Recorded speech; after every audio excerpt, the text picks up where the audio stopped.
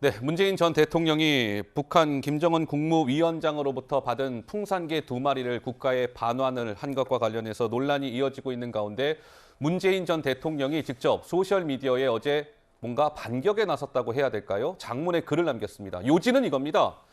자, 내가 근거 부조로 대통령 기록물법에 위반 소지가 있다. 지금까지 내가 무상 양육을 했는데 오히려 고마워해야 되지 않겠습니까? 나를 비판하는 게 아니라 지금이라도 내가 입양할 수 있다면 대환영입니다라고 어제 소셜미디어에 문재인 대통령이 직접 올린 겁니다. 측근들이 올린 게 아닙니다. 직접 올렸습니다. 자, 방송인 김어준 씨도 시행령 개정을 하지 않아서 반환할 수밖에 없었다. 이렇게 목소리를 냈습니다. 이어서 들어보시죠.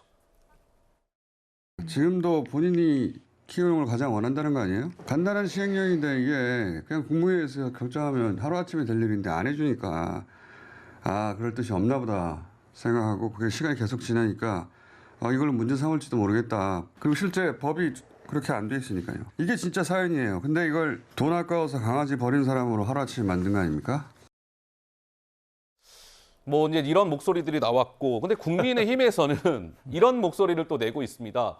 최재형 의원은 매월 그 강아지 관리비 250만 원을 주지 않아서 키울 수 없다는 것 같다. 문 전 대통령이. 홍준표 시장은 퇴임 후 받는 돈 현직 광역단체장보다 많은데 3마리 키우는 비용이 부담되던가. 아마 문재인 전 대통령이 연금으로 월 한 1,400만 원 정도를 받는다. 뭐 이런 기사도 있었습니다. 우리 김영우 의원 한 말씀 하실까요?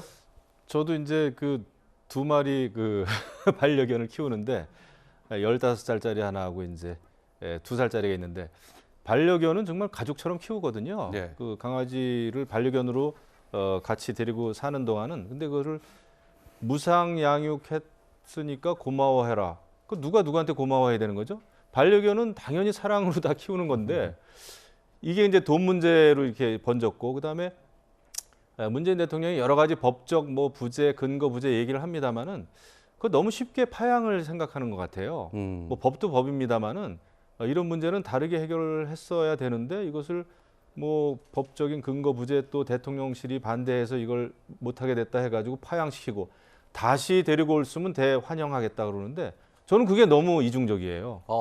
자기가 그 사랑으로 키웠다면은 그렇게 쉽게 어디를 보낸다든지 그다음에 지금 정치적으로 시끄러워지니까 다시 내가 키울 수 있으면 대환영이겠다 그러는데 저는 그게 정말 2번 실망을 했습니다.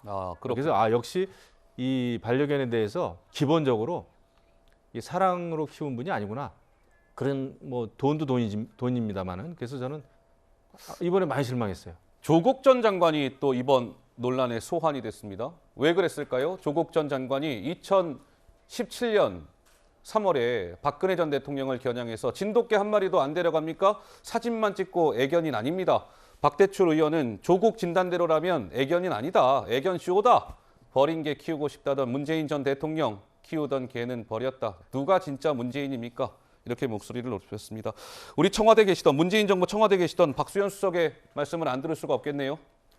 그러니까 김영우 의원님 제가 지금 드리는 설명 좀 잘 들어주시고요. 문재인 대통령에 대한 실망을 거둬주시기 바랍니다. 네. 퇴임을 얼마 앞두고 대통령이 고민이 있었어요. 이 아이들을 어떻게 해야 되나. 근데 그 고민이 출발은 뭐였냐면 그 전에 그 반려동물이 있었는데 그것을 서울대공원에서 그 위탁을 해서 키웠어요. 그런데 누가 점점 관심이 없어지니까 한쪽 구석에서 폐사를 하고 말았어요.